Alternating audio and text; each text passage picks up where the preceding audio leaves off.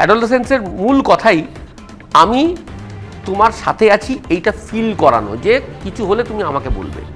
তো এই bad touch আর good টাচের চক্করে যেটা হয়েছে, ওই বাচ্চাটির মধ্যে একটা সম্ভাবনা বা ভাবনা তৈরি হয়েছে, ও এটা ভাবে যে ও বাবাও যদি ওকে ধরছে সেটাও যেন ব্যাড টাচ। যে আমরা গুড টাচ ব্যাড টাচের করতে গিয়ে এমন হয়ে যাচ্ছে না, সবাইকে সে অবিশ্বাস যেন না করে ফেলে। মারা কিন্তু বাচ্চাদের ক্ষেত্রে খুব বড় ডাক্তার, তারা বুঝতে পারেন যে এই বাচ্চাটা অন্যরকম লাগছে, আগে এরকম তো ছিল না, গত 15 দিন ধরে অন্যরকম, সেটা গুরুত্ব দিতে হবে। এটা হচ্ছে প্রথম কথা, মনে রাখতে হবে সে যদি অন্যরকম কথা বলে মানে সে অবাধ্য নয়, এইটা আগে মাথায় তুমি ঢুকিয়ে নাও। আমি ভাবছি, আমার ভাবনা আর তোমার ভাবনা এক নয়। কেন এক নয়? কারণ আমি ছোট, আমি আস্তে আস্তে বড় হচ্ছি, আমার মধ্যে সবসময় আমার চেষ্টা থাকবে যে আমি আমার ব্যক্তিত্বকে প্রতিষ্ঠা করব। যত পৃথিবীতে গণ্ডগোল ঘটেছে তা কিন্তু ব্যক্তিত্ব প্রতিষ্ঠা করার লড়াই। প্রিভেসি মানে গোপনীয়তা, তার গোপনীয়তা সে রাখতেই পারে, তার সেটা অধিকার। সিমিলারলি নিরাপত্তা দেওয়ার অধিকারও তোমার। একদিকে নিরাপত্তা, যেটা তোমার কাজ, দায়িত্বের মধ্যে পড়ে, আর ওরও আমার অধিকার, আমার গোপনীয়তা। এই দুটোকে সামঞ্জস্য যদি রাখতে পারো তাহলে তুমি ভালো বাবা হয়ে যাবে। আমাদের শাস্ত্রে লেখা আছে 5 বছর অবধি কি করবে? আদর করবে, বাকি 10 বছর শাসন করবে, তারপরে বন্ধু হবে। এই যে তোমার আনকাট ট্রুথ, এটা খুব ওদের কাছে আমার হিংসে হয় যে আমরা পারি না বলতে বলে। এই সময় অনেক সন্তানের মধ্যে জেদ দেখা যায় এবং মতির অমিল বা অবাধ্য হচ্ছে আচরণ হয়, এগুলো আমরা দেখেছি। এগুলোকে আমরা কীভাবে ইতিবাচক করে সামলাবো? কিশোর কিশোরদের মধ্যে যে একাকিত্ব একটা বড় সমস্যা, অনেকে একটু একা একা থাকতে চায় বা হচ্ছে অনেক ভিড় থেকে এড়িয়ে চলে। কিছু কিছু বাচ্চা আছে যারা ভিড় দেখলে একটু ঢুকে যায়, একটু দরজা বন্ধ করে একা থাকতে চায়, এবং ওদের মধ্যে একটা উদ্বেগ বা বিষণ্ণতা বা একটা ডিপ্রেশনের যে একটা প্রাথমিক লক্ষণগুলো দেখা যায়, তা এগুলো অভিভাবকরা কি করে শনাক্ত করবে? এবং এই যে সাইবার বুলিং বা বুলিং, এগুলোকে আমরা কিভাবে অনুধাবন করব? যৌন শিক্ষা মানে কিন্তু যৌনতা শেখানো নয়।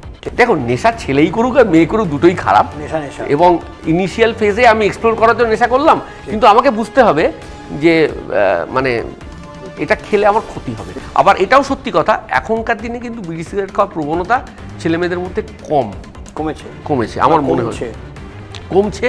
সোশ্যাল মিডিয়ার ক্ষেত্রে বলেই দিলাম যে একটু মানে আমি মনে হয় অ্যাডাল্ট হওয়ার আগের অবধি 18-র আগে আমার মনে হয় সোশ্যাল মিডিয়াটায় যতটা কমে দেওয়া যায় ততটাই ভালো।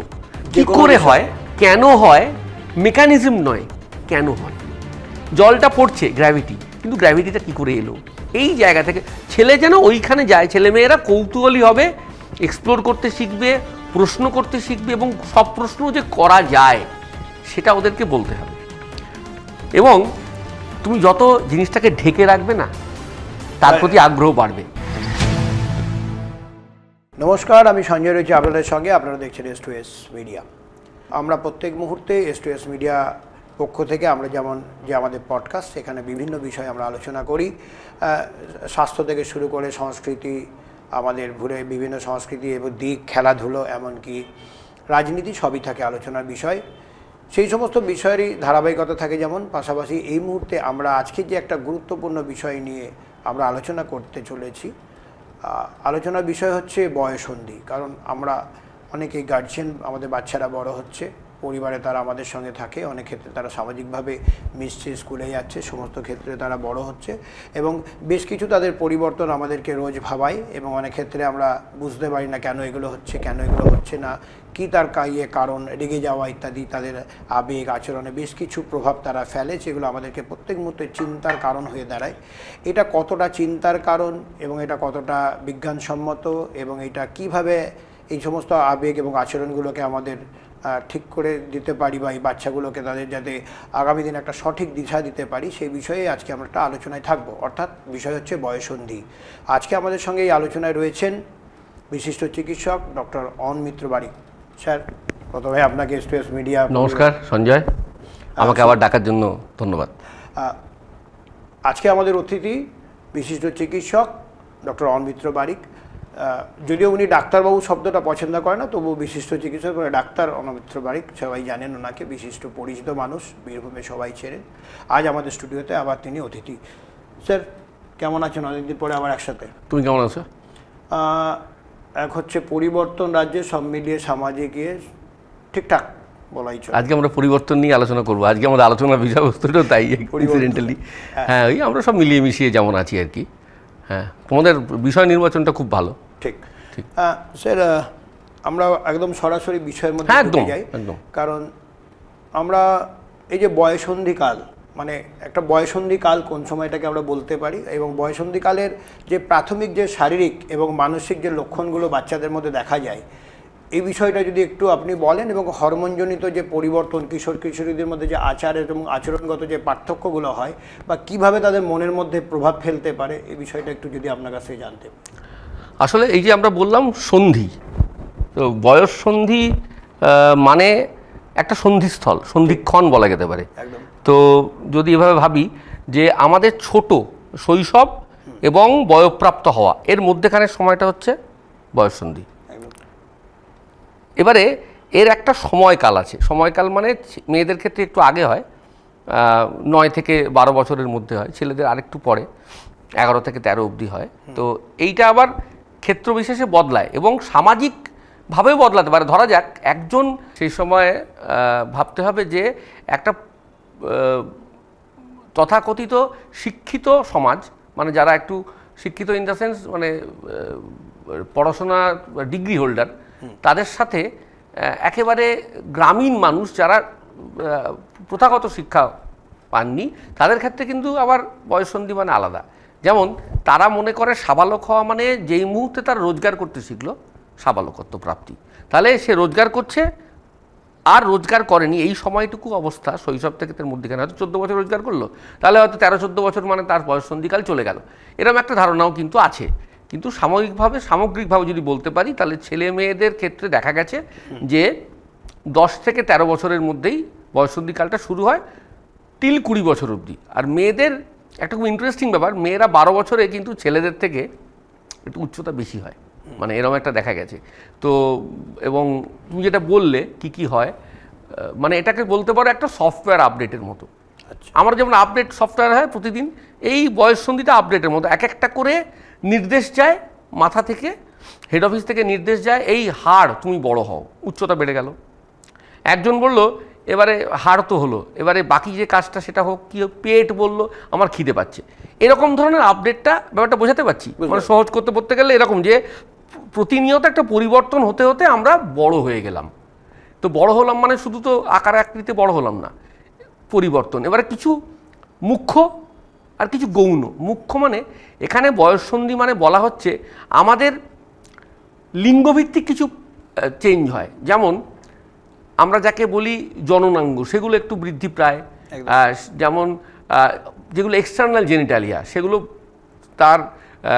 সেগুলো ম্যাচিওর্ড হয়। আর গৌণ, একদম গৌণটা কোনটা? দাড়ি গোঁফ, গলার স্বরের পরিবর্তন, লোম আসা, আমাদের অন্যান্য পরিবর্তন, বুড়োনো হওয়া, এগুলোও কিন্তু গৌণ পরিবর্তন হয়। তো এই পরিবর্তনগুলো থাকে। আর যেটা আমরা বললাম না দেখা যায় না, মনের পরিবর্তন। তো একদম চন্দ্রিলের ভাষা ধার করে মন এবং হরমোন দুটোই বলা যায়। তো হরমোন ব্যাপারটা কি হচ্ছে আমাদের, তুমি যে বললে সব কিছু একসাথে যদি বলি, সেটা হচ্ছে আমাদের মস্তিষ্কের মধ্যে দুটি গ্ল্যান্ড আছে, হাইপোথ্যালামাস আর পিটুইটারি। তাহলে হাইপোথ্যালামাসের থেকে পিটুইটারিতে অবধি একটা করে নির্দেশ যায়।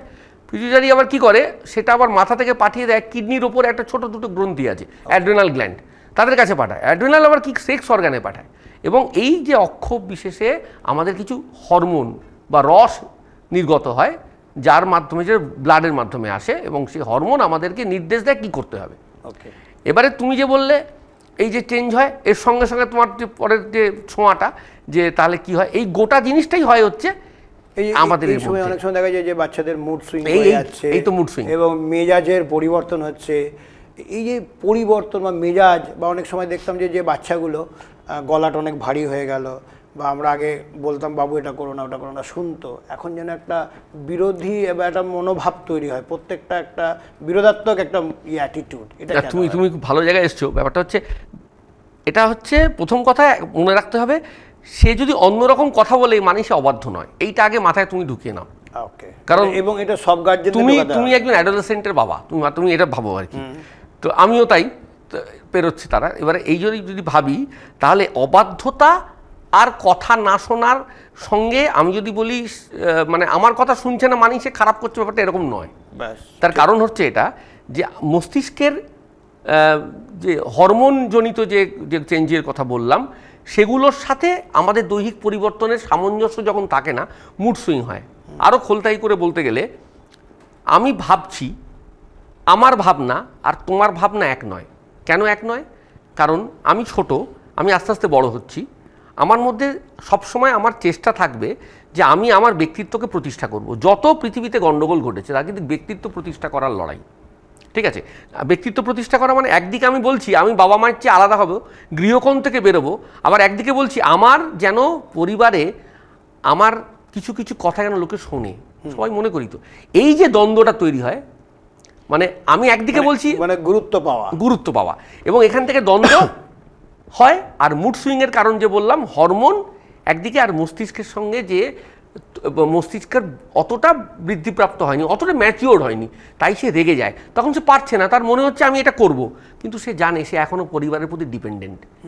এই যে ছাড়িয়ে যাওয়ার চেষ্টা, মানে আমার জামাটা টেনে ধরতে মেরে আসি টাইপের আর কি, এই ধরনের। এই যে কিশোর কিশোরীর শরীর এবং মনের মধ্যে যে একটা আকস্মিক পরিবর্তনের সঙ্গে সঙ্গে কীভাবে কিছু কিছু ইতিবাচকভাবে কীভাবে মানিয়ে নেবে তারা, এইটা ধরুন পরিবারে তো একটা শিক্ষার আছে যে এই যে এটা এইভাবে হচ্ছে বাবু, এটা এইভাবে করিস না, এটা কি আমাদেরও কোনো দায়বদ্ধতা আছে ওদেরকে এই মুড সুইংয়ের ব্যাপারগুলোকে বোঝানো? একদমই আছে। যে আমরা এক্ষুনি বললাম যে অবাধ্যতা মানেই সেটা খারাপ নয়, কারণ ওর যে চিন্তাভাবনাগুলো তোমাকে একটু সময় দিতে হবে। কীরকম? একটা হচ্ছে কি শেখাতে হবে সম্মান কি করে দিতে হয়, ওকে, আর বুঝতে হবে যে ওর সাথে আমার মতের বিনিময় মিল হচ্ছে না। এবং ওকে এই যে আমরা বলি না ছেলে দরজা বন্ধ করে দিচ্ছে, খুব কমন ঘটনা, যেটা তুমি হয়তো প্রশ্ন করতেও, দরজা বন্ধ করে দিচ্ছে, অনেকক্ষণ ভেতরে থাকছে, বাথরুমে থাকছে, অনেকক্ষণ বাথরুমে থাকছে, আওয়াজ করলেও এই কিছু গন্ডগোল। আমরা না এই এই পুলিশই করছি, এই পুলিশিটা বন্ধ। সার্ভেইলেন্স সিস্টেম নয়, তুমি তুমি তুমি তো কোনো পুলিশ নও ছেলে মেয়ের ক্ষেত্রে। তাহলে আমাদের দুটো গন্ডগোল আছে, তদন্তকারী সংস্থা একদম নয়, একদম নয়। তাহলে প্রিভেসি মানে গোপনীয়তা, তার গোপনীয়তা সে রাখতেই পারে, তার সেটা অধিকার। সিমিলারলি নিরাপত্তা দেওয়ার অধিকারও তোমার। তাহলে এই যে কথাটা বোঝাতে পারছি, একদিকে নিরাপত্তা যেটা তোমার কাজ, দায়িত্বের মধ্যে পড়ে, আর ওরও আমার অধিকার, আমার গোপনীয়তা। এই দুটোকে সামঞ্জস্য যদি রাখতে পারো তাহলে তুমি ভালো বাবা হয়ে যাবে। এটা কিভাবে রাখা সম্ভব? আমাদের শাস্ত্রে লেখা আছে 5 বছর অবধি কি করবে? আদর করবে, বাকি 10 বছর শাসন করবে, তারপরে বন্ধু হবে। এটা পুরনো কথা এবং এটা কিন্তু সত্যি মেনে চলি, এবং গুরুত্বপূর্ণ কথা। তা সব কিছু পুরনো লোকেরা যা বলে গেছে সব কিন্তু ফেলা যাবে না আর কি। তো এটা যদি ভাবি তাহলে তোমাকে মাথায় রাখতে হবে যে আমি কিভাবে আমার বেড়ে ওঠা, আমার ছেলের বেড়ে ওঠা কিন্তু এক নয়। তুমি আমি যেভাবে বেড়ে উঠেছি এত লোকের সাথে, এত মানুষের সাথে, এবং এই চৌকোনো যন্ত্রটি চলে এসছে, পৃথিবীর একটা মানে আন্দোলন হয়ে গেছে, একটা অদ্ভুত পরিবর্তন ঘটে গেছে। সেইটা মাথায় রেখে যদি আমি ভাবি যে ওরা কি কি স্ট্রেস ফেস করছে। এবং কিছু কিছু জায়গায় আজকাল আলোচনা হচ্ছে আগে মানুষের দুটো হাত ছিল, এখন মানুষের একটা হাত হয়ে নিয়ে গেছে, কারণ একটা হাত নাকি মায়াতে নিয়ে নিয়েছে। একদম রিলস দেখছি আমরা কি বলি, কি আসন হয়? সোয়াইপ আসন বলছি তো আমরা। তাহলে এই যে আসনগুলো হচ্ছে মানে হচ্ছে আমরা এই ছেলে মেয়েদের সঙ্গে যখন কথা বলার সময় ভাবতে হবে যে আমাদের খেলার মাঠ ছিল, ওদের নেই। ওদের জেঠু জেঠিমা ঠাকুমা দাদু এগুলো কম, সম্ভাবনা কমে যাচ্ছে। তো সেই জায়গায় দাঁড়িয়ে ছোট হয়ে গেছে। এবং ওই বললাম না, নিজের গৃহকোণ থেকে বাইরে বেরোনোর একটা তাগিদ, নিজেকে এস্টাবলিশ করার ইচ্ছে, আবার একদিকে যে আমি একটু আলাদা হব সেই ইচ্ছা। এই যে 3-4টে ফোর্সগুলো ওকে টানছে, সেখানেও আমরা বলছি আর আমরা টেনে রাখতে চাইছি। এইটাই গণ্ডগোল থেকেই কিন্তু দ্বন্দ্ব হয়, এবং মুড সুইং দ্বন্দ্ব এগুলোকে আটকাতে গেলে আমাদের এই জায়গা, ওর জায়গায় নিজেকে বসাতে হবে। আমি ওই বেঞ্চে বসতাম, এইটা যদি তোমার মধ্যে থাকে। অভিভাবক এবং সন্তানের মধ্যে যেটা সম্পর্ক, প্যারেন্টিংটা, এটা মানে কিভাবে আমরা এস্টাবলিশ করতে পারি? এইটা বললাম। তাহলে আমিও তো এটা ছিলাম এক সময়, তা আমি কেন ভুলে যাচ্ছি যে আমার ওই সময়টা ছিল, আমি ওই মানে once I use to sit on that bench. এই যে এই ব্যাপারটা যদি মাথায় থাকে না, তাহলে আমার মনে হয় জিনিসটা অনেক সহজ হয়ে যাবে। আমরা যদি এটাকে ভাবি এভাবে যে এই যে অ্যাডোলেসেন্সটা আসছে সেটাকে ওয়েলকাম করতে হবে, এবং আর আমরা সবসময় না, এই যে বললাম, পুলিশের দৃষ্টিতে না দেখে আচ্ছা, একটু অন্যরকমভাবে যদি ভাবি তাহলে মনে হয় ভালো হয়। যেমন ধরো বিষয়টা সন্দেহের চোখে না দেখে, না দেখে সহযোগিতার চোখে, তাহলে ও তো আমাকে ও যদি আমাকে গোপন করতে শুরু করে তাহলে তো মুশকিল, তাহলে আমরা কিছু বলবেই না, আমরা ঢুকতে পারবো না ওর গোপনতার কাছে। একদম। আর আমরা জানি চারদিকে কি ঘটনাগুলো ঘটছে, তাহলে আমরা যদি আমার এমনিতে ছেলেমেয়েরা ওভার প্রোটেক্টেড এনভায়রনমেন্টে বড় হচ্ছে, তারাও চাইছে একটু বেরোতে, তাহলে আমরা একদিকে নিরাপত্তাও দেবো, ফিল করাবো যে আমি তোর সাথে আছি, এমন কিছু করি, মানে আমি যেন এমন কিছু না করি যে ছেলে মেয়ে আমাকে নাই বলে, কারণ আমি তো সেই জায়গাটাই পাবো না। তো এইটা খুব আমাকে যেন একদম মাইনাস না করে দেয়, ওর সহযোগী যেন ভাবে। একদম একদম সহমর্মিতা খুব ইম্পর্টেন্ট একটা কথা, যেটা আমাদের অ্যাডোলেসেন্সের খুব গুরুত্বপূর্ণ কথা। এবং এগুলো না কোনো বুক টিচিং হয় না, প্রত্যেকটা ছেলে মেয়ে আলাদা, তাদের বেড়ে ওঠা আলাদা, এবং ভাবনা স্তর আলাদা। এই যে আমরা কথায় কথা তুলনা না করা সবার আগে, এই ও তো অত নাম্বার পেলে তুই পাবি না কেন, তুলনা না করা, অপমান না করা, কাউকে সম্মান দেওয়া, তারও একটা সম্মান আছে, এই তিনটে জিনিস, এবং সেগুলো সব পেতে চাই সব। সেটাকে তুই বলতে পারি, এই যে জানিস বিল্টু এরকম করেছে না, বা এইখানের আমি দেখলাম অদিতি কিন্তু এরকম নয়, তো এই কথাগুলো বলাটা আমার মনে হয় আমরা বলে ফেলি সবাই, হয়তো তুমি আমিও বলে ফেলি, আমাদের একটু মানে সচেতন হতে হবে, সংযত হতে হবে, তাহলে কিন্তু ছেলেমেয়েরা আমাদের কাছে ঠিকঠাক থাকবে। অ্যাডোলেসেন্সের মূল মানে আটকানোর, মানে অ্যাডোলেসেন্সটাকে ঠিকঠাক যত্ন নেওয়ার জায়গার যত্ন খুব একটা ফুল গাছের মতো, তাই না? এই সময় কোন কথাগুলো এড়িয়ে চলা উচিত? এই যে বললাম, অপমান না করা, তুলনা না করা, সম্মান কি করে দেবে শেখানো, আর ওর ভালোগুলো ভালো করে মাঝে মাঝে বলা, তুই তো এটা দারুণ করছিস, আমি তো পারতাম না, এটা কিন্তু খুশি হয়। ও যদি একটা, মানে অনেকে দেখছি বাচ্চারা এই মানে স্কুলে গিয়ে এই সময় যেহেতু বিশ্বকাপটা যা শেষ হলো, এরপরে ওরা নিজেরা টিম সাজিয়ে নিচ্ছে, এবং কিভাবে টিমের কোথায় কে আছে ওরা অনেক কিছু প্ল্যানিং করছে যে আগামী দিনে খেলবে, এই ধরনের জিনিস ওরা এঁকে ফেলছে। এই ধরনের বিষয় আমি তোমাকে ছোট্ট উদাহরণ দিই, তুমি সেদিনকে ফোন করলে, আমার তোমার ছেলের সাথে কথা হলো, আমি কি ওকে কোনো বাচ্চাদের মতো কথা বলেছি? এই তোর প্ল্যানটা কি বলতো, কি মনে হচ্ছে, কি কি হতে পারে?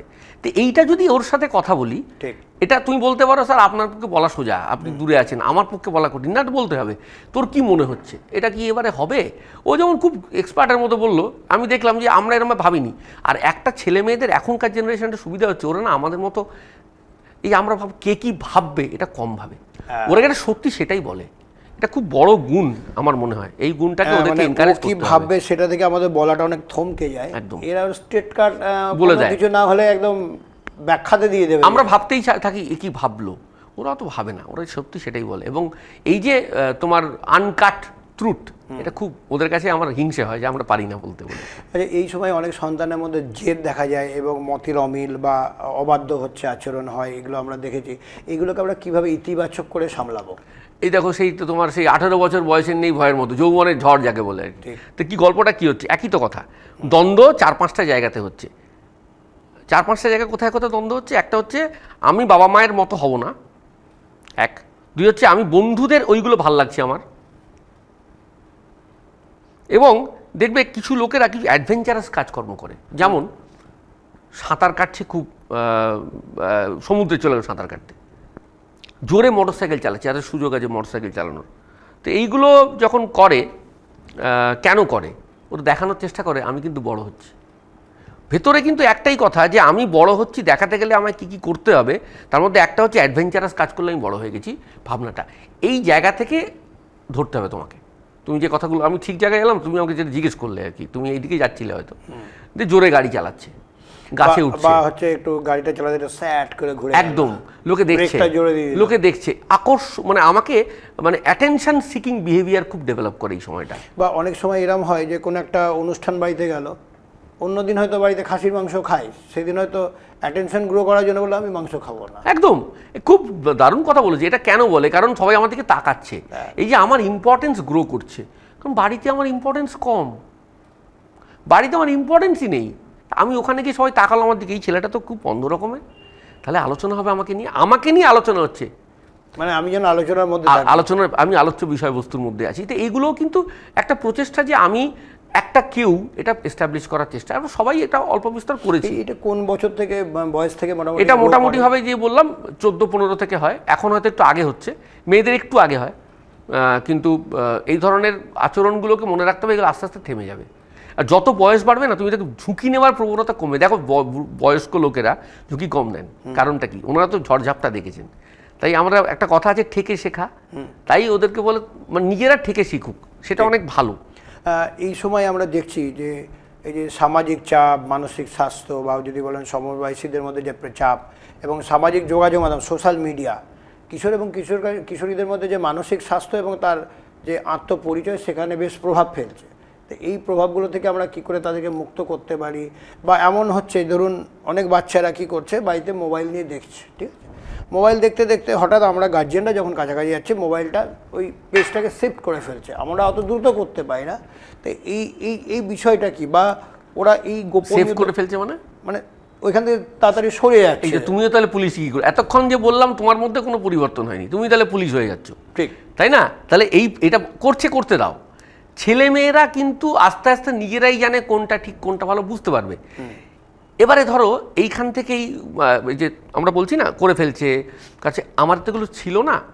এবারে সোশ্যাল মিডিয়া কি করব না করবো, প্রথম কথা হচ্ছে সোশ্যাল মিডিয়াতে আমাদের কতগুলো সীমারেখা নির্দেশ করতে হবে। আমি বন্ধুর মতো ব্যবহার করা মানে এই নয় সীমারেখা থাকবে না, ডিসিপ্লিন থাকবে, বলে দিতে হবে এটা করা যাবে না।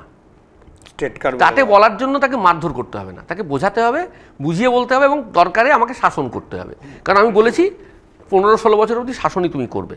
তাহলে এই জিনিসটা মাথায় রেখে দাও যে আমি একটা বাউন্ডারি ওয়াল তৈরি করে দেবো, এর বেশি করা যাবে না।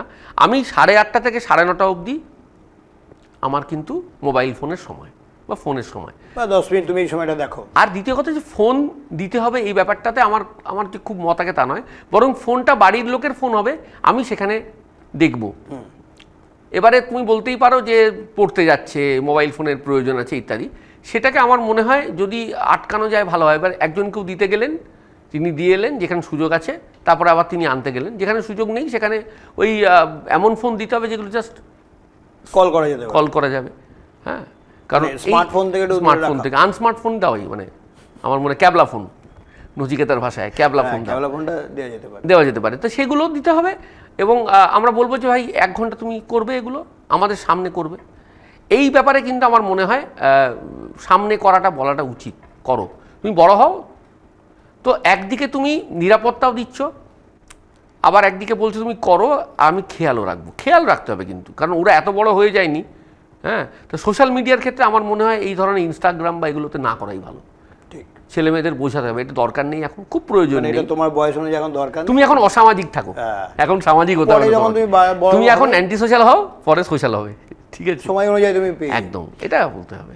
এই যে কিশোর কিশোরদের মধ্যে যে একাকিত্ব একটা বড় সমস্যা, অনেকে একটু একা একা থাকতে চায় বা হচ্ছে অনেক ভিড় থেকে এড়িয়ে চলে। কিছু কিছু বাচ্চা আছে যারা ভিড় দেখলে একটু ঢুকে যায়, একটু দরজা বন্ধ করে একা থাকতে চায় এবং ওদের মধ্যে একটা উদ্বেগ বা বিষণ্ণতা বা একটা ডিপ্রেশনের যে একটা প্রাথমিক লক্ষণগুলো দেখা যায়, তা এগুলো অভিভাবকরা কি করে শনাক্ত করবে এবং এই যে সাইবার বুলিং বা বুলিং এগুলোকে আমরা কিভাবে অনুধাবন করব? প্রথম কথা হচ্ছে তোমার প্রশ্নটার উদ্দেশ্য হচ্ছে যে এটা কোনটা অ্যাকচুয়ালি অসুখ বা এটাতে সব কোনটাতে কনসার্ন হয়ে যাব। একদম। এবারে ধরো বাড়িতে একজন মৃত্যু ঘটেছে, আমি একটা দুর্ঘটনা দেখেছি, তারপর থেকে আমার মন খারাপ, এইটা কিন্তু তোমার ডিপ্রেশন বলা যাবে না। ধরো মানে মন খারাপ অনেক দিন ধরে স্থায়ী হয়েছে, প্রায় 3 সপ্তাহ হয়ে গেছে, কোনো কারণ ছাড়া। আমি যেগুলো করতে ভালো লাগতো সেগুলো করছি না, আমি গান করতাম, গান করছি না, আমি লোকের সাথে কথা বলতাম, বলছি না, আমার খেতে ভালো লাগতো, খাচ্ছি না। তো এই জিনিসগুলো কিন্তু আমাকে মনে করিয়ে দিচ্ছে বোধহয় একটা কিছু গন্ডগোল ঘটছে, মানে লং টার্ম ধরে চলছে। লং টার্ম আমরা বলি 2 সপ্তাহ হলেই একটু খবর নিতে হয়, যদি কোনো কজ না থাকে, মানে কিছুই জানি হঠাৎ করে ভালো লাগছে না, এটা কিন্তু একটু ডাক্তারবাবুর সাথে কথা বলতে হবে। বা এখানে সাইকোলজিস্ট ব্যাপারটা তো আমাদের কম আছে, সাইকিয়াট্রিস্ট যেখানে সাইকিয়াট্রিস্ট, সাইকোলজিস্ট থাকলে সাইকোলজিস্ট থাকে, কাউন্সেলার নয়, একদম ডাক্তার মানে যিনি এটা জানেন, তিনি হয়তো বলেন কিছুই হয়নি, ঠিক আছে।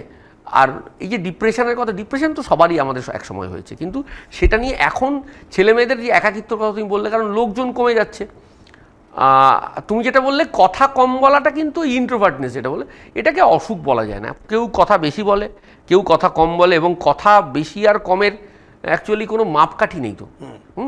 তো কেউ আগের থেকে অন্যরকম হয়ে গেছে, এইটাকে গুরুত্ব দিতে হবে।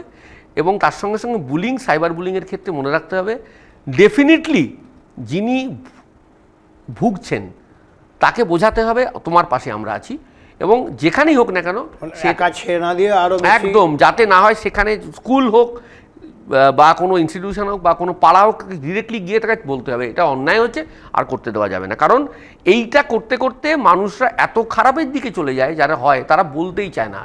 তাই তাকে এনকারেজ করো যে সেটা তোমাকে বলে। অ্যাডোলেসেন্সের মূল কথাই আমি তোমার সাথে আছি, এইটা ফিল করানো যে কিছু হলে তুমি আমাকে বলবে। ছেলে বাবাকে বা মাকে, বাবাকে মাকে বা বাড়ির বড় দাদা বা বড় দিদিকে, কাউকে একটা বিশ্বস্ত লোকজন একজন ঠিক করতে হবে যাকে সে কথা বলতে পারবে, খোলা মনে কথা বলতে পারবে। এইটা খুব ইম্পর্টেন্ট, সেই আস্থাটা ওর মধ্যে দেওয়া। একদম।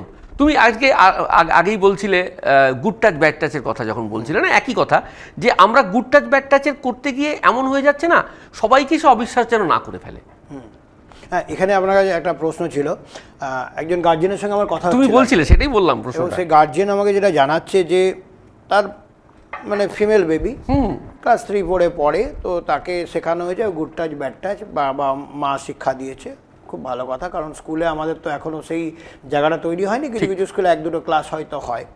তো এই ব্যাড টাচ আর গুড টাচের চক্করে যেটা হয়েছে, ওই বাচ্চাটির মধ্যে একটা সম্ভাবনা বা ভাবনা তৈরি হয়েছে, ও এটা ভাবে যে ও বাবাও যদি ওকে ধরছে সেটাও যেন ব্যাড টাচ। না, সেইটাই তো বলছি তোমাকে, মানে এইটা সবাইকে, সবার উদ্দেশ্যেই বলছি আমি, যে মাথায় রাখতে হবে যে আমরা যখনই এগুলো শেখাবো, তার সঙ্গে এটাও শেখাবো কারা বিশ্বস্ত মানুষ। তুমি বলতেই পারো বিশ্বস্ত মানুষেরও তো অবিশ্বাসের কাজ করছে, তো সেইখানে কিন্তু আমায় বোঝাতে হবে যে এটা রেয়ারেস্ট অফ রেয়ার এভিডেন্স। ঠিক, তো রেয়ার, খুবই রেয়ার, এটা তো খুবই রেয়ার। যখন তো সেইগুলোকে না করে বরং এইটাকে বুঝতে হবে যে বাবা, সাধারণত আমাদের যে বাড়ির কাছের মানুষ যারা আছেন তারা কিন্তু তাদের যে টাচ যেটাকে আমরা বলছি সেইটাকে না খুব একটা এম্পায়ারিক্যাল ওয়েতে এটা গুড ব্যাড না করে বরং বোঝানো যে আস্তে আস্তে যে এই লোকগুলোকে তোমাকে ভরসা করতে হবে, এই ভরসার বস্তু, এবং এই ভরসার বস্তু যাদের কাছে বিপদে যাওয়া যায় তাদের টাচগুলোকে মানে প্রথমেই যদি আমি বলে দিই, সে কিন্তু কোনোদিন আর না খোলা মনে, এবং একটা ঘটনা ঘটেছে এরকম যে কাউকে বিশ্বাস করতে পারছে না, সমস্ত ছেলে খারাপ বা সমস্ত মেয়ে খারাপ, এই জায়গা থেকে আমাদের করতে হবে। ব্যাপারটা এতটা খারাপও নয়, পৃথিবী কিন্তু এত খারাপ নয়। হ্যাঁ, সবসময় আসলে আমরা যেগুলো খবর দেখি সেগুলো তো রেয়ার খবর। ধরো ডাক্তার খারাপ কাজ করেছে বা একজন নেতা কাউকে ঠকিয়েছেন, কিন্তু এগুলো তো ধরো 1 লক্ষ নেতার মধ্যে একজন করেছেন, বা ডাক্তার 1 লক্ষের মধ্যে একজন করেছেন, তার মানে কি সবাই খারাপ? তা তো নয়। তাই আমাদের কখন খবর এলেই সেটা যে মানে সবাই খারাপ কাজ করছে এরকম নয়, তুমি ছেলেমেয়েদের বোঝাতে হবে সাধারণত সবাইকেই ভরসা করা যায়। ঠিক। এই যে কোন কোন লক্ষণ দেখলে ধরুন একটা ছেলে মানে তার মধ্যে যে চাপগুলো মানে শরীরের বা মনোরোগ অবস্থার মধ্যে কোন অবস্থায় গেলে তাদের জন্য ডাক্তারের পরামর্শ নেওয়া উচিত? কোন বাচ্চাটাকে দেখে যখন বুঝবো যে না এর অবস্থাটা, একজন গার্জিয়ান তো বোঝে, তাহলে আমরা কখন যাবো একজন মনোরোগ বিশেষজ্ঞ বা এই ফাঁকে একটা কথা, গল্প, একটা খুব সুন্দর কথা আছে, শুনতে অন্যরকম, অ্যানহিডোনিয়া, মানে আমার যেটা ভাল লাগতো এখন ভাল লাগে না, এটা একটু আগে বললাম। আমি চুপচাপ বসে আছি, আমি হাতের কাজ করতে ভালোবাসতাম, হাতের কাজের জিনিসগুলোকে আমি গান করতাম, ভালো লাগছে, করছি না, আমি সেটাকে তালা বন্ধ করে রেখে দিই দেরাজে, সরি, তো সেগুলো করছি না। আমি সব সময় মৃত্যু চিন্তা করছি, বা কখনো কখনো সেরকম কিছু করার জন্য গেছিও, এবং তার কোনো কারণ খুঁজে পাচ্ছি না, আমরা কেউ জানি না, বাড়ির লোকেরা। অন্তর্মুখী হয়ে গেছি। আমি এরকম ছিলাম না যে লোকটা কথা বলতো, গল্প করতো, সে কিছুই করছে না, বা যে কম কথা বলতো সে কিছুই একদমই বলছে না। এগুলো কিন্তু ইন্ডিকেট করছে মোর দ্যান 2 উইকস একটু কারোর সাথে কথা বলো, মানে, এবং তার সাথে কাকে নিয়ে যাওয়া মনোরোগ বিশেষজ্ঞ বা একজন সাইকোলজিস্টের কাছে গিয়ে দেখানো, এটা খুব দরকার। কিন্তু বাচ্চা হোক বড় হোক যায়। হ্যাঁ, তুই বাচ্চাদের ক্ষেত্রে এটা অন্যরকমভাবে হয়। বাচ্চাদের ক্ষেত্রে একটু যদি মায়েরা বুঝতে পারেন যে বাচ্চাটা ভালো নেই, মারা কিন্তু বাচ্চাদের ক্ষেত্রে খুব বড় ডাক্তার, তারা বুঝতে পারেন যে এই বাচ্চাটা অন্যরকম লাগছে, আগে এরকম তো ছিল না, গত 15 দিন ধরে অন্যরকম, সেটা গুরুত্ব দিতে হবে।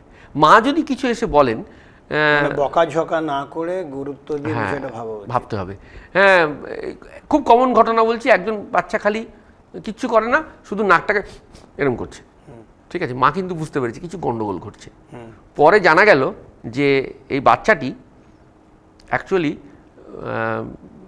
ভালো নেই, মানে খুব অ্যাংজাইটিতে ভুগছে। যেমন দাঁত কিরমির করছে মানেই আমরা বলে দিই কৃমি হয়েছে, একদম না, এটা অ্যাংজাইটি। ঠিক আছে, এই ব্রাক্সিজম হচ্ছে অ্যাংজাইটি। বাচ্চাদের অ্যাংজাইটি বাচ্চারা বোঝাতে পারে না। এবার আমরা বলি না বড় অবস্থাতেও হচ্ছে, কিন্তু মনে রাখতে হবে বাচ্চারা যদি দাঁত কিরমির করে একটু খবর নিতে হবে, সে তার স্কুলে কোনো অসুবিধা হচ্ছে কিনা, খেলার জায়গায় কেউ কিছু বলছে কিনা, বুলিং হচ্ছে কিনা। এই দাঁতটা যে কিরমির করে এটা কি রাত্রেবেলায় ঘুমের মধ্যে না? ঘুমের মধ্যে করে সাধারণত, তাই করে। সেটাকে কিন্তু গুরুত্ব দিতে হবে। এটা মানে কিন্তু কৃমি হওয়া নয়। কৃমি হওয়া নরমালি আমাদের ধারণা কৃমি আছে তাই হচ্ছে। এবারে ধরো বললো না ডাক্তারবাবু আমার কিন্তু, তারপরে কৃমির ওষুধ খাইয়ে কৃমি বেরিয়ে, কৃমিতে এমনি বাচ্চাদের থাকতেই পারে, এটা মানে কোইন্সিডেন্টাল আর কি। তো এইগুলোতে গুরুত্ব দিতে হবে। এবং মায়ের কথাটা খুব ইম্পর্টেন্ট। মা যদি বলেন, যদি ধরা যাক কিছুই নেই, তাও কিন্তু একবার গিয়ে আমার মনে হয় মায়ের কথা শুনে একবার কাউকে দেখিয়ে নেওয়া উচিত। যে বাচ্চার ডাক্তার যিনি দেখেন তাকেই বললে হবে। ঠিক। এই শিক্ষা, সচেতনতা এবং যৌন শিক্ষা আমাদের সমাজে বয়ঃসন্ধিকালীন যে স্বাস্থ্য এবং বয়োপযোগী যে শিক্ষা যে ব্যবস্থাগুলো, এবং আমরা খোলামেলাভাবে আলোচনা করার আমাদের পরিবেশ নেই, আমরা সেইভাবে দেখিও না। তো এই বয়োসন্ধিকালীন যে সমস্ত শিক্ষা এগুলো স্কুলেও সেভাবে হয় না।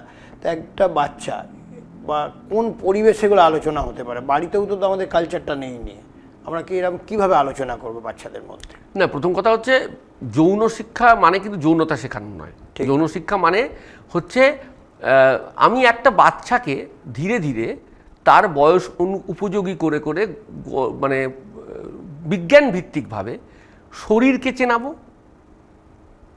অন্য মানুষকে সম্মান করা শেখাবো, কনসেন্ট কাকে বলে শেখাবো। আমি শেখাবো উল্টো দিকের লিঙ্গের প্রতি কতটা মানে সম্মানের কথা বললাম, এবং কিভাবে আমরা নিজেদের দৈহিক পরিবর্তনকে মেনে নেব সায়েন্টিফিক্যালি। এটাই হচ্ছে যৌন শিক্ষা। কিন্তু এটাকে এত কঠিন করে না ভেবে, এবং তার সঙ্গে তুমি যে বললে যে তুমি গল্পের কথা যেগুলো বলো, যেমন তুমি একটা উদাহরণ দাও, আমি তোমায় বলছি মানে আমরা কীরকমভাবে ভাবি। হ্যাঁ, যেমন অনেকে যেমন বলা হয় যে একটা বাচ্চাকে যদি বলা হয় যে, বাচ্চারা অনেক সময় আমাদের প্রশ্ন করে যে বাবা বা মা আমি কি করে এলাম, ঠিক আছে? তখন আমরা তো আর কিভাবে এসছি বাচ্চাকে বোঝাতে পারি না, নানা রকম গালগপ্প দেওয়া হয় যে তুমি আমরা বেড়াতে গেছিলাম, ওখানে গিয়ে তোমাকে বাগানে পেলাম। কখনো বলা হয় ভগবান তোমাকে দিয়েছে, কেউ বলে যে ইয়েতে আমরা তোমাকে বাগানে মেলা থেকে কুড়িয়ে পেয়েছি, ইত্যাদি ইত্যাদি গল্পগুলো করার হয়। কিন্তু এটা কি সঠিক প্রক্রিয়া? না, একদমই নয়, একদমই নয়। কারণ হচ্ছে ধরো আমরা কীভাবে বলতে পারি, আমরা বলতে পারি যে মায়ের এই পেটের একটা অংশ থেকে তুমি হয়েছো। একদম 7 বছরের বাচ্চাকে বলা হলো, সেটা যখন 11-12 হলো তাকে বললাম পেটের মধ্যে একটা জায়গা আছে, তার মধ্যে ইউটেরাস বলে, সেখানে হয়েছে। তারপরে স্টেপে মানে তুমি জায়গাটা একই রেখে স্টেপ ওয়াইজ বোঝাচ্ছ, তাহলে জিনিসটা না অনেক সায়েন্টিফিক হবে। আর বাচ্চারা তো আমাদের থেকে বোকা নয়, তাদেরকে তুমি মানে যা খুশি বুঝিয়ে দেবে। বা অনেক সময় বলা হয় যে মা বাবার বিয়ের ছবি অ্যালবাম দেখছে, তখন জিজ্ঞেস করে যে আমি কোথায়, আমাকে তো দেখতে পাচ্ছি না, তাহলে আমি কি করে এলাম? এটাই স্টেপ ওয়াইজ তোমাকে বোঝাতে হবে যে আমাকে নেমন্তন্ন করনি, এরম আর কি, এরম ছিল। তো লোকে মজা করে এটা নিয়ে। তো স্টেপ ওয়াইজ বোঝাতে হবে। প্রথম মানে আমি উদাহরণ দিয়ে বলছি, তোমার এটা ফিক্সড রেখে দাও, মায়ের পেট থেকে হয়েছি। এবারে মায়ের পেটের অংশগুলো আস্তে আস্তে বদলাবে। তারপরে আসবে কি করে প্রসেসটা তৈরি হলো, যে মানে আমাদের যখন তার বয়স 14-15 বছর, তখন স্কুলে পড়ানো হচ্ছে, তার পক্ষে বোঝাটা অনেক সোজা হয়ে যাবে, তাই না? এইভাবে করতে হবে। তাহলে কি এটা একটা সায়েন্টিফিক একটা ফাউন্ডেশন তৈরি হলো। বাচ্চাকে তুমি যদি খুব এই সহমর্মিতার সঙ্গে সঙ্গে কিছু বিজ্ঞান ভিত্তিকভাবে জিনিসটা বোঝাও, লজিক্যালি বোঝাও, বাচ্চা অনেক তাড়াতাড়ি বুঝবে। হ্যাঁ, আচ্ছা ডাক্তারবাবু, অনেক বাচ্চা দেখা যায় যে রুমেই আছে বা ওদের অ্যাডমিশন পিরিয়ডে দ্বারা দেখা যাচ্ছে যে অনেক রকম আচরণ করছে, বা শরীরের বিভিন্ন পার্টস, প্রাইভেট পার্টস তারা ধরছে। এইটা কি স্বাভাবিক? একদম স্বাভাবিক। এবং এটা অনেক সময় আমরা যারা গার্জিয়ান তারা ভেবে নিই যে খুব একটা অপবিত্র কাজ করছে এবং অনেক বকাঝকা করি। এইটাই তো মজা। দেখো আমাদের না যে কোনো ডেভেলপমেন্টে 3টে ফেজ থাকে। মানে আমরা যখন ছোটোবেলায় একদম ছোট 2 বছর 3 বছর অবধি আমাদের একটা তাকে আমরা বলি ওরাল ফেজ। ওরাল ফেজ মানে খেতে ইচ্ছে করে, শুধু খাওয়া নিয়ে জীবন। তারপর আমরা বলি অ্যানাল ফেজ, মানে টয়লেট ট্রেনিং, হ্যাঁ, এগুলো নিয়ে থাকে। তারপরে ফ্যালিক ফেজ, যেখানে জেনিটালিয়ার প্রশ্ন আছে। তখন তিনটে সুখ, একটা মুখের সুখ, খেয়ে সুখ, একটা আমাদের মলমূত্র ত্যাগ করে সুখ, আর একটা হচ্ছে যৌন সুখের কথা বলা হচ্ছে। তো এই যে তিনটে ফেজ, এই তিনটে ফেজের থার্ড ফেজ তখন সে তার এক্সপেরিমেন্টেশন করে, তার মধ্যে একটা প্রাইভেট পার্ট। এবং এটাকে আমরা যদি বারে বারে এগুলো যে বাথরুমে চলে যাচ্ছে, আমরা সবসময় প্রথম কথা হচ্ছে তাকে তুমি এক্সপ্লোর করতে দিতে হবে তোমাকে, কারণ না হলে তুমি না দাও সে কিন্তু এমন কিছু করে ফেলবে সেটা ওর জন্য ভালো হবে না। তাই মনে রাখতে হবে যে এটা খুব নর্মাল মেকানিজম, এবং এটাতে তোমাকে এক্সট্রা করে কিছু বোঝাতে হবে না। ছেলেমেয়েরা নিজেদের মতো করে বুঝবে। ওদেরকে বলতে হবে অসুবিধা হলে ওরা যেন কাউকে এসে বলে, মাকে বা বাবাকে। এই সাপোর্টটা আমরা যেন দিতে পারি, এটা যথেষ্ট। আচ্ছা, এই যে এর কোনো নির্দিষ্ট নিয়ম আছে? অনেক নর্মালি ধরুন শরীরে অতিরিক্ত জিনিস হলে তা তো ক্ষরণ হবেই, নিয়মেই হয়। তো অনেকে দেখি যে সপ্তাহে 2বার 3বার পর্যন্ত অনেক বাচ্চারা এরকম বিষয়টা করে পারছে প্রাইভেট পার্টসে হাত দিয়ে। এইটা কি স্বাভাবিক? একদম স্বাভাবিক প্রক্রিয়া। এবং এটাকে নিয়ন্ত্রণ করা উচিত। কোনো নিয়ন্ত্রণ কেন করানো? প্রথম কথা হচ্ছে এটাতে কোথাও লেখা নেই যেটা কোনো অস্বাভাবিক। এখন সেই জিনিসটা যদি মানে আমাকে দৈনন্দিন কাজের ক্ষেত্রে ক্ষতি করে এবং তোমার মনে হচ্ছে ছেলেটা কষ্টে আছে, চোখ মুখ ভালো লাগছে না, তাহলে আমাকে ডাক্তারের পরামর্শ নিতে হবে। কিন্তু এগুলো খুব রেয়ার ইনসিডেন্টস, এগুলো ডাক্তারের লাগে, এগুলো আস্তে আস্তে কমে যায়। ঝুঁকি নেওয়ার মতো এটাও তাই, আস্তে আস্তে বয়স বাড়লে বুঝতে পারে এটা খুব নর্মাল মেকানিজম, যে আস্তে আস্তে এক্সপ্লোর করা। যে কোনো, তুমি যখন বেড়াতে যাচ্ছ, তুমি যখন এক জায়গায় যাচ্ছ, প্রথম গেছো, সেই জায়গাটা বারে বারে ঘুরছো, তারপর তো মুখস্থ হয়ে গেছে, তাহলে আমার তারপরে আর থাকবে না, এটাও ঠিক। আচ্ছা, শিশুদের শরীর, জন্ম, প্রজনন এবং এই যে যৌনতা সম্পর্কে যে কৌতূহলের যে উত্তর আমরা কোন বয়স থেকে তাদেরকে দিতে শুরু করবো? এই যে বললাম, তুমি শুরু করেছো অলরেডি। ধরো পেট থেকে শুরু হলো, পেটটা ইউটেরাস হলো, ইউটেরাসের পরে হলো ইউটেরাসের ভেতরে কীভাবে হলো, তারপরে হলো তুমি বলছো যে কিভাবে শুক্রাণু এলো, শুক্রাণুর সাথে কি করে ওভাম এর একটা আমরা দেখতে পাচ্ছি ফার্টিলাইজেশন কি, এইভাবে আস্তে আস্তে আমরা যাব। এবং যখন সে 14 বছর 15 বছরে তার মোটামুটি আইডিয়াতে সে পেয়ে যাবে। এবং মেয়েদের ক্ষেত্রে মেনস্ট্রুয়েশন কেন হলো, মেনস্ট্রুয়েশন মানে যে একটা মানে সে বড় হচ্ছে, এটা থেকে বোঝাতে হবে। খুব ইন্টারেস্টিংলি এটা কিন্তু খুব আমি রিসেন্টলি উড়িষ্যায় দেখলাম, ওরা একটা উৎসব করে, রজ উৎসব বলে। ওরা প্রতিটা মেয়ে যাদের মেনস্ট্রুয়েশন হয় তাদেরকে ওরা কিন্তু মানে অ্যাকচুয়ালি সেলিব্রেট করে। এবং ওরা মনে করে মাতা বসুমতী যে বৃষ্টি হয়েছে, মানে মাতা বসুমতী রজস্বলা হয়েছেন। এবং এটা খুব ইম্পর্টেন্ট, এটা ওরা ট্যাবু হিসেবে ভাবে না, এটা মনে করে সেলিব্রেশনের সময়। তাহলে এক একটা কালচারে এক একভাবে জিনিসটাকে এসছে। এবং আমাদের পুরাণের কালচারে কিন্তু আমরা অনেক লিবারাল ছিলাম, এখন বরং আমরা একটু গুটিয়ে গেছি। ঠিক আছে, একেবারেই নয় সেটা। ঠিক। এই যে বিভিন্ন পরিবার এবং সমাজের ভূমিকা এই সমস্ত কিশোরকারীদের ক্ষেত্রে দেখা যায় যে অনেক সময় সুস্থ এবং শারীরিক যে সম্পর্ক এবং তার সঙ্গে মানসিক এবং সামাজিক যে পরিবেশে অনেক সময় ওরা বলতে পারে না, ওদেরকে বলতে আমরা কিভাবে দেব? এই যে এতক্ষণ যে আমরা আলোচনাগুলো করলাম তাতে আমরা বলছিলাম যে একটা এনভায়রনমেন্ট তৈরি করতে হবে যারা বলতে ভয় না পায়। অ্যাডোলেসেন্টের প্রথম একটা কথাই হচ্ছে কৌতূহল থাকলে সেটাকে নিবারণ করতে। কৌতূহলী মানুষ, জল কেন ওপর থেকে নিচে পড়ে? কৌতূহল।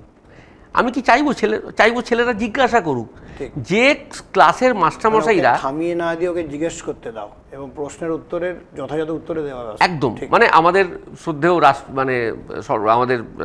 আমাদের রাষ্ট্রপতি কালাম সাহেব তো বলেই গেছেন, তাকে এক্সপ্লোর করার জন্য যা যা করার ওকে এনকারেজ করো, ওদের প্রশ্ন করে কি করে হয়, কেন হয়, মেকানিজম নয় কেন হয়।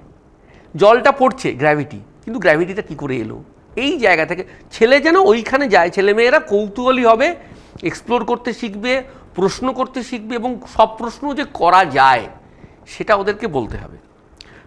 এবং তুমি যত জিনিসটাকে ঢেকে রাখবে না, তার প্রতি আগ্রহ বাড়বে। ঠিক, খুলে দিতে হবে। যে রবীন্দ্রনাথ ঠাকুর বলেইছেন তো, প্রকাশ অপেক্ষা অপ্রকাশিতের ব্যঞ্জনা অনেক অধিকতর ব্যঞ্জনা, অনেক বেশি। এবং ছেলে মেয়েদের কৌতূহল থাকলে এই থাম তো, বলিস না তো, এটা করা যাবে না, শুনতে হবে।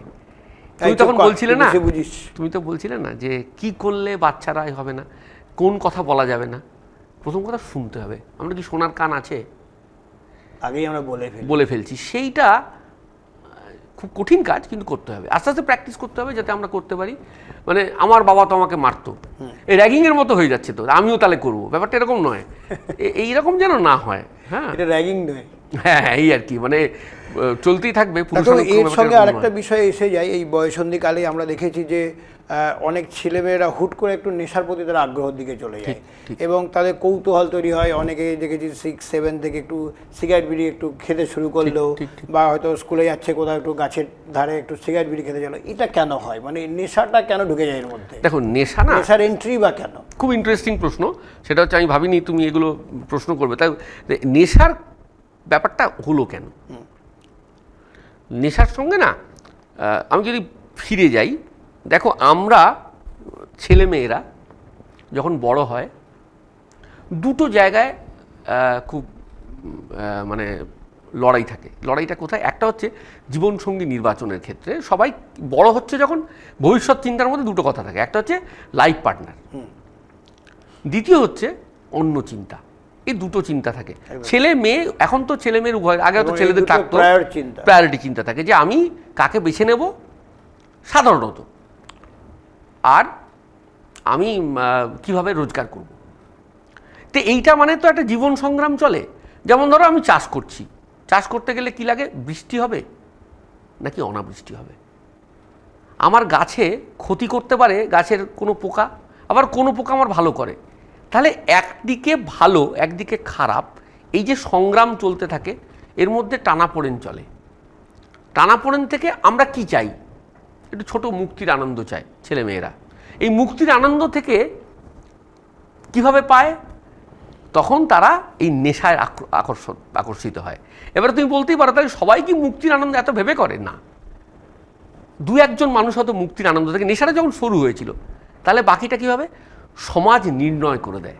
কীভাবে নির্ণয় করে? Peer pressure. আমার বন্ধু খাচ্ছে, আমি তাহলে এটা খেয়ে বড় হই। অমিতাভ বচ্চনের ছবিতে এটা আছে, মানে আমি উদাহরণ, আমি ওনাকে বলছি না, মানে বলতে গাইছি। বা ধরো একটা বিখ্যাত মানুষ সিগারেট বিড়ির বিজ্ঞাপন করে, এখন যেমন কেউ করেন না, এটা খুব ভালো দিক। তাহলে ওইটাতে আকর্ষিত হলাম, তাহলে আমি তাহলে ওরকম হয়ে যাব, আমাকে দেখতে একটু কেমন লাগবে। সিনেমাটা দেখে এলাম, দিয়ে অ্যাকশনটা এমন করলাম। নেশাটাও তেমন। অধিকাংশ ক্ষেত্রে আমরা ছেলেদের নেশা বেশি করতে দেখি, কারণ ছেলেরা অপর যে লিঙ্গের প্রতি, কিন্তু মেয়েরাও অনেক ক্ষেত্রে নেশা টেশা করছে। দেখো, নেশা ছেলেই করুক আর মেয়ে করুক, দুটোই খারাপ। এবং ইনিশিয়াল ফেজে আমি এক্সপ্লোর করার জন্য নেশা করলাম, কিন্তু আমাকে বুঝতে হবে যে মানে এটা খেলে আমার ক্ষতি হবে। স্যার, এই সময় যে বন্ধুদের অনেক সময় চাপে একটা থাকে যে একটা তো খেয়ে দেয়। এক্স্যাক্টলি, এই যেটা প্রেশার, এটা বাড়তে থাকে। কি করে বাড়ে বলো তো? দুটো জিনিস, টলারেন্স অ্যান্ড ডিপেন্ডেন্স। টলারেন্সটা কি? আমি একটু করে মদ খাচ্ছি প্রতিদিন, কিন্তু মদ খাওয়ার আয়তন বাড়বে, কারণ আমি টলারেট করতে পারছি। ঠিক আছে, আমি আগে এতটা খেতাম, বাড়লো কারণ আমার শরীরের রিসেপ্টারগুলো বাড়ছে নেওয়ার মতো, আরও চাইছে, টলারেন্স বেড়ে গেল। আর একটা ডিপেন্ডেন্স, ওটা না খেলে আমার চলবে না। ঠিক, এটা দুটোতেই, মদ, বিড়ি, সিগারেট, গাঁজা, প্রত্যেকটার ক্ষেত্রে কিন্তু আমাদের এই টলারেন্স ডিপেন্ডেন্স আছে। এবং থাকার জন্য যেটা হয় সেটাতে এটা বাড়তে থাকে। এবং এই যে বললাম সমাজ, ধরো এই যে বললাম বিজ্ঞাপন দেখাচ্ছে একজন মানুষ যাকে আমি পছন্দ করি, তিনি খাচ্ছেন, মানে আমার হিরো। হ্যাঁ, বা তুমি খেয়াল করে দেখবে মদের বিজ্ঞাপন ডিরেক্টলি দিচ্ছে না, যে মদ কোম্পানি তার একটা জলের আছে, জলটা দেখিয়ে দিল, কিন্তু আমি তো জানি ওটা তো মদ বিক্রি করে, তাই না? আগে যেমন খেয়াল করে দেখবে রঞ্জি ট্রফি করতে উইলস সিগারেট কোম্পানি, অনেক কার্টুন চ্যানেলও কিন্তু এখনো মদের অ্যাড দেখানো হয়। এক্স্যাক্টলি, তো অন্যভাবে দেখানো হচ্ছে। তো উইলস ট্রফিটা কিন্তু খেয়াল করে দেখবে ওরা কিন্তু আর আইটিসি কিন্তু সিগারেটের বিজ্ঞাপনটা দেন, অন্যান্য জিনিসের বিজ্ঞাপন দেন। ওরাও নিজেদেরকে চেঞ্জ করছে, যা চাইছে না যুব সমাজের প্রতি। উইলস যে বানায় এটা সোসাইটিতে অনেকেই অনেকে জানে। উইলস যদি বিস্কুটও দেখায় তাহলে লোকে জানবে এটা হবে, তুমি ভাবতে পারো এভাবে। আবার এটাও সত্যি কথা, এখনকার দিনে কিন্তু বিড়ি সিগারেট খাওয়ার প্রবণতা ছেলেমেয়েদের মধ্যে কমেছে আমার মনে হয়, কমছে। আমার মনে হয় আমি বলছি কলেজ ক্যান্টিনে যেভাবে বিড়ি সিগারেট দেখাতো আমাদের আমলে, এখন কিন্তু অনেকটাই কম বলে আমার ধারণা। আমার যারা বন্ধুবান্ধব যারা আছেন, যারা কলেজে পড়ান বা দেখেন, তারা কিন্তু আমাকে এই আউটলেটটা দেন।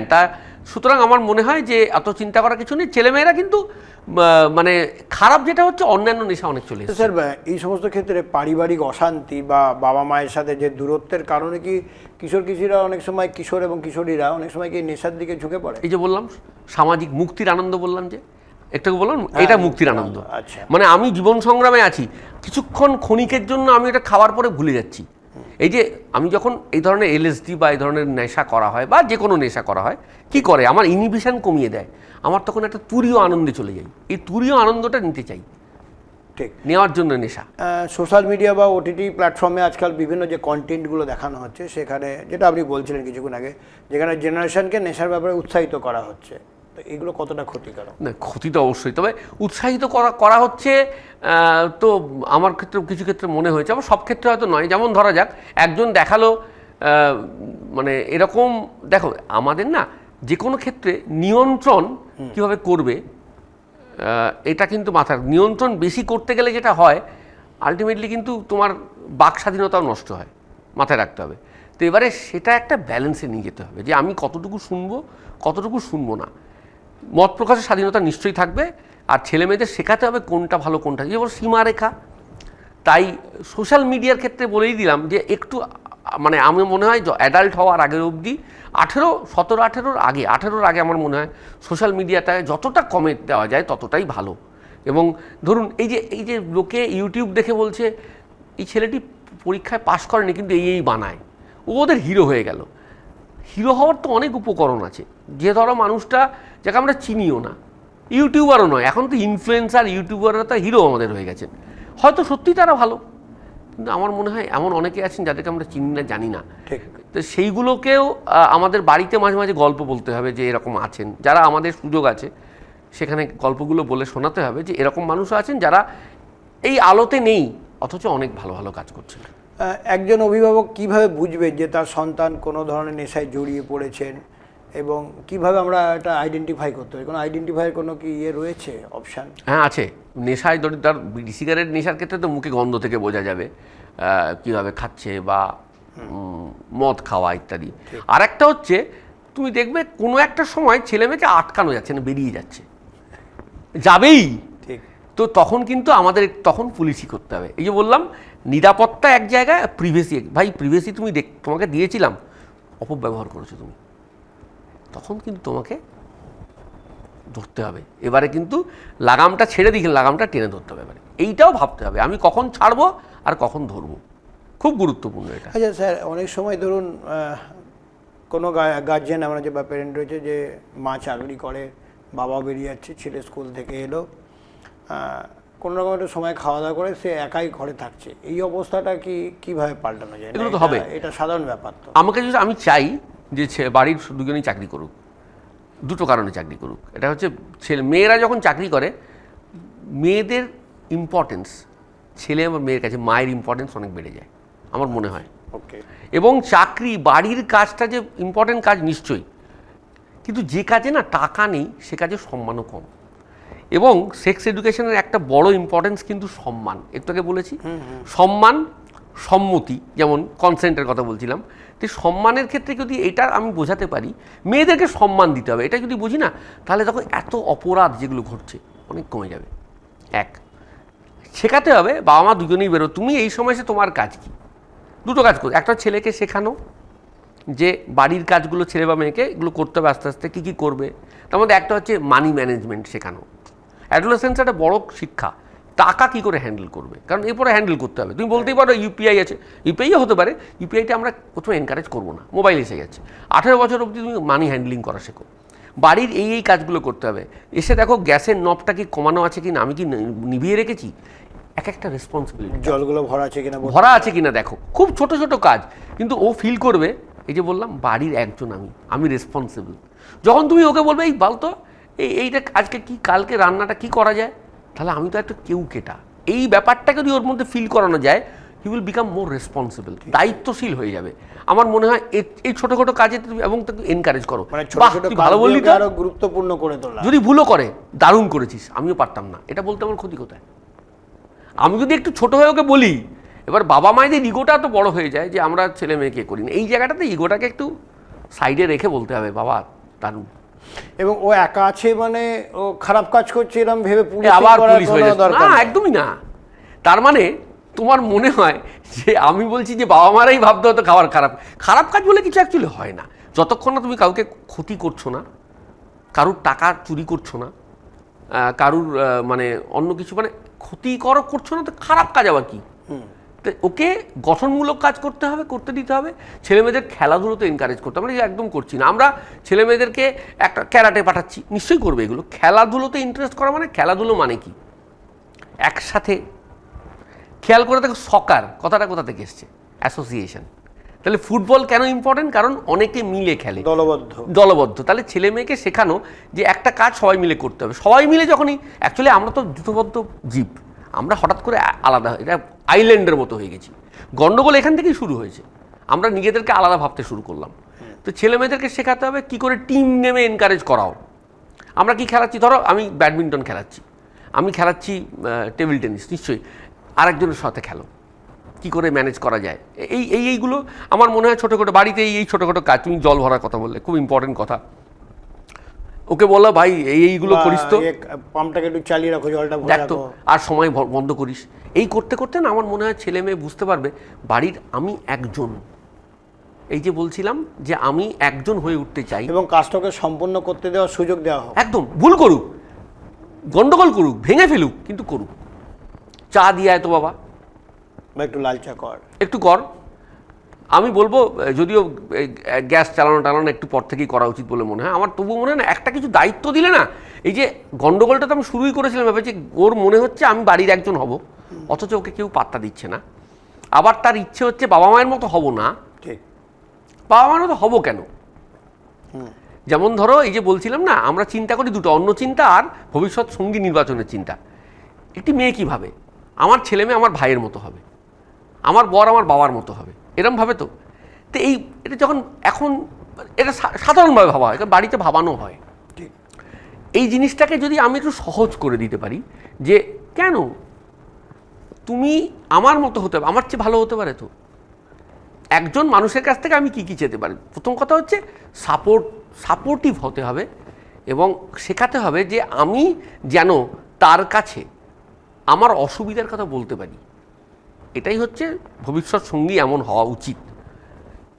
অন্য চিন্তার ক্ষেত্রে তাই অনেক সময় কি আমরা তাড়াতাড়ি করে কোনো একটা কাজ ধরে নিই, আমাদের রুজি রোজগারের সমস্যা আছে, পেশা নেশার মধ্যে দ্বন্দ্ব হয়ে যায়, হতেই থাকে।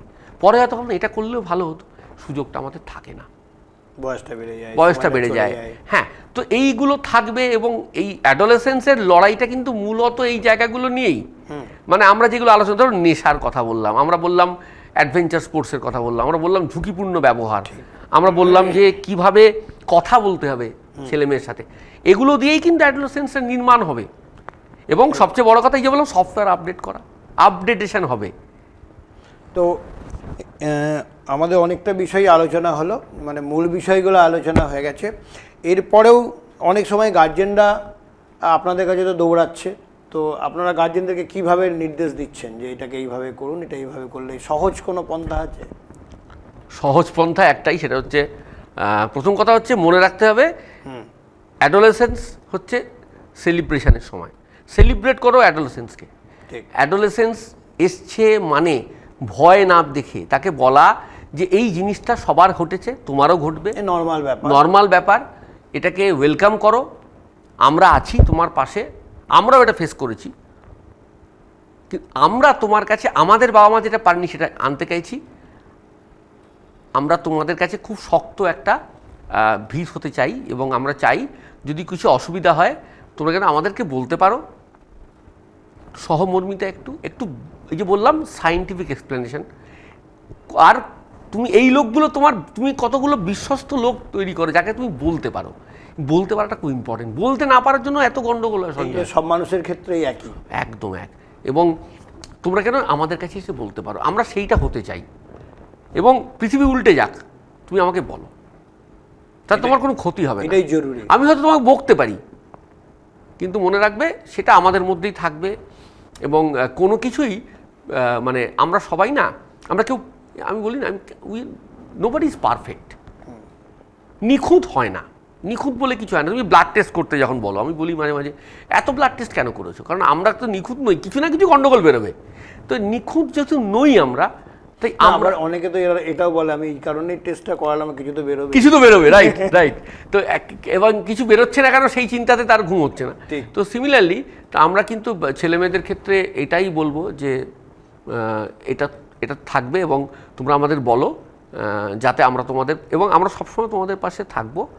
অ্যাডোলেসেন্সকে ওয়েলকাম করো, এবং এই সময় তোমার ফিরে আসবে কোনো না। অপবিত্র কাজ নয়, না না না, সমাজের একদমই না।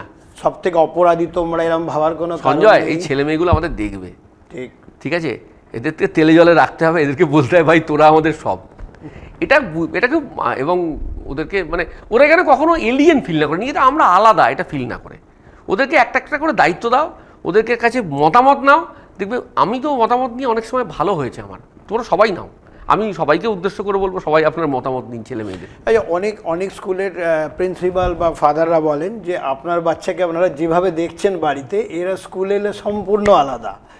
এইটা মানে কেন বলে ওনারা? মানে ওপেন আপ বলে না, ওপেন আপ করে, মানে স্কুলে যখন যায় সে তো তার নিজের এলাকা, বাড়িতে তো এলাকাটা বাবা মায়ের এলাকা, হয়তো একটু মন খারাপ করতে পারে, হয়তো চিৎকার করে, চেঁচামেচি করে, মুড সুইংয়ের মতো রেগে গেল, আবার দেখো রেগে পরেক্ষণে আবার ভুলে যায়, এটাই তো হয়।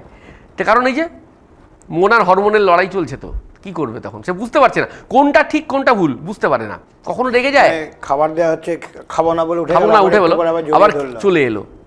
এবারে আমরা বলি খিদে পেয়েছি চলে এসছে, এই কথা বলি না, দেখ খেতে ঠিক খাবে, এই কথাটা বলাও ঠিক নয়।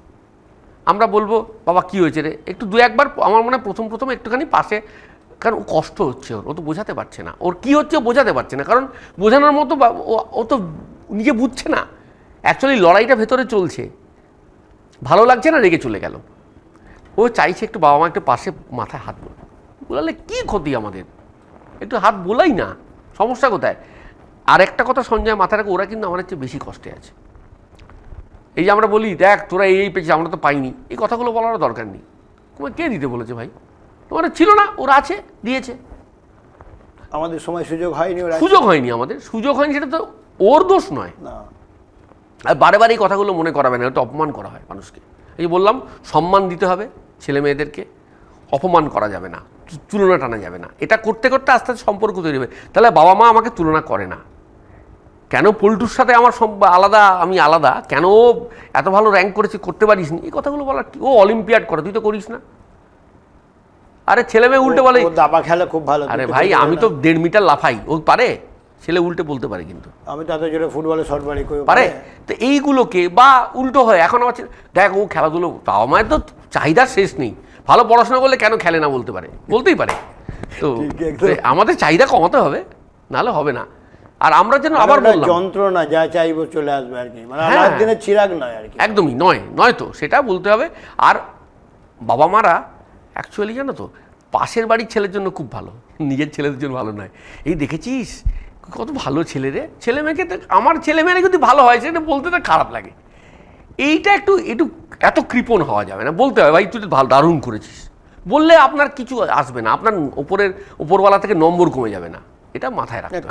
কালকে মানে আমারই ছেলের ক্ষেত্রে বলছি, কালকে ওর কম্পিউটারের রেজাল্ট বেরিয়েছে, তো হায়েস্ট যে পেয়েছে 79, ও পেয়েছে 78, আর একজন পেয়েছে। আমার বলছে বাবা 1 নম্বর আমি কম পেলাম কেন বলো তো, সেটা আমি তো জানি না। ঠিক আছে তো কী হয়েছে, 78 পেয়েছিস মানে এমন তো কিছু কম হয়নি, যে না ওটা পেতে পারতাম, কিন্তু কেন বুঝতে পারছি না, মানে 1 নম্বরটা ওর জরুরি আর কি। না কারণ হচ্ছে আমরা বুঝিয়েছি, আমরা যদি আমরা এটা বলতে পারি তো, আরে এত নম্বর তো আমিও পাইনি, দারুণ পেয়েছিস, এটা বলতে কি হয়, ঠিক এইভাবেই ভাবতে হবে, মানে খুব পজিটিভ ওয়েতে ভাবতে হবে, এবং এটা আস্তে আস্তে দেখবে এটা অনেক মানে সহজ হয়ে গেছে। আর ছেলে মেয়েদের আমার মনে হয় ইম্পর্টেন্স বাড়াতে হবে, যারা এই সময়ের মধ্যে দিয়ে যাচ্ছে, মানে অ্যাডমিশন পিরিয়ডে যারা ঢুকেছেন, মানে তাদের উদ্দেশ্যে আপনার শেষ বার্তা কী হবে, যে তোমরা এটা কীভাবে এগোবে এই দিনটাকে? অ্যাডোলেসেন্টের উদ্দেশ্যে বার্তা এটাই হবে যে তোমাদের মানে মুখ বেসিক্যালি তোমাদের উপর ভরসা করে আমরা বুড়ো হচ্ছি। তোমরা আমাদের হতাশ করো না, আর বিশ্বাস করো, আমি আমি আমি বিশ্বাস করি অন্তত যে তোমাদের দ্বারা ভালো কাজই হবে। আমরা এত সম্পদের ক্ষতি করেছি, আমরা এত অন্যায় কাজ করেছি, প্রকৃতিকে ধ্বংস করেছি, সব খনিজ পদার্থ তুলে নিয়েছি, যা যা করার করেছি, পাহাড় নষ্ট করেছি, সমুদ্রকে দূষিত করেছি। তোমরা কিন্তু আমাদের চেয়ে বেশি ইনফর্মড, তোমাদের প্রতি আমাদের অনেক ভরসা, এবং আমি বিশ্বাস করি ওরা আমাদের পৃথিবীকে নতুন আলো দেখাবে। এবং আমি এখনকার ছেলেমেয়েদের প্রতি আমার সাংঘাতিক বিশ্বাস, এবং ওরা আমাদের চেয়ে অনেক রেসপন্সিবল। এটা আমি মনের থেকে বিশ্বাসও করি, এটা কোনো গ্যাস খাওয়ানো কথা নয়। ঠিক। আমাদের সঙ্গে ছিলেন ডক্টর অনমিত্র বারিক, যিনি অনেকক্ষণ আমাদের যে বয়সন্ধি অর্থাৎ আমাদের বাচ্চারা বাড়ছে, গার্জেনদের মধ্যে অনেক প্রশ্ন আছে, অনেক উত্তর তারা জানেন না, অনেক গার্জেন আছে যেটা নতুন করে জানতে চান যে এই সময়গুলোতে যে বিষয়গুলো হচ্ছে, বাচ্চার মুড সুইং করে যাচ্ছে, কখনো বিরক্তি প্রকাশ করছে, কখনো রেগে যাচ্ছে, কখনো পড়াশুনো করছে না, আগে ওই বাচ্চাটা ভালো করতে, এই সমস্ত প্রশ্নের উত্তরগুলো অনেকেরই জানা নাই, ফলে অকারণে অনেক সময় বকাবকি করে ফেলছেন অনেক গার্জেন। তাদের উদ্দেশ্যে আজকে যে এই আলোচনা অর্থাৎ বয়ঃসন্ধি অবশ্যই কাজে দেবে বলে মনে করি, এবং আগামী দিনে এই ধরনের বিষয় আমরা আগামী দিনে আরও আলোচনা করব। অর্থাৎ বয়ঃসন্ধি অত্যন্ত একটা গুরুত্বপূর্ণ জিনিস, বাচ্চারা যারা এর মধ্যে দিয়ে যাচ্ছ তোমরা এটা উপভোগ করো, এবং জীবনে বয়ঃসন্ধির একটা গুরুত্ব আছে, এবং যেটার মধ্যে দিয়ে আমরাও পেরেছি, তোমাদেরকেও পেরোতে হবে, এবং তোমরাই আগামী দিনের উজ্জ্বল ভবিষ্যৎ, এটা মাথায় রেখে এই বিষয়টাকে তোমরা এগিয়ে নিয়ে চলো। অনেক ধন্যবাদ, সবাই ভালো থাকবেন, নমস্কার। নমস্কার।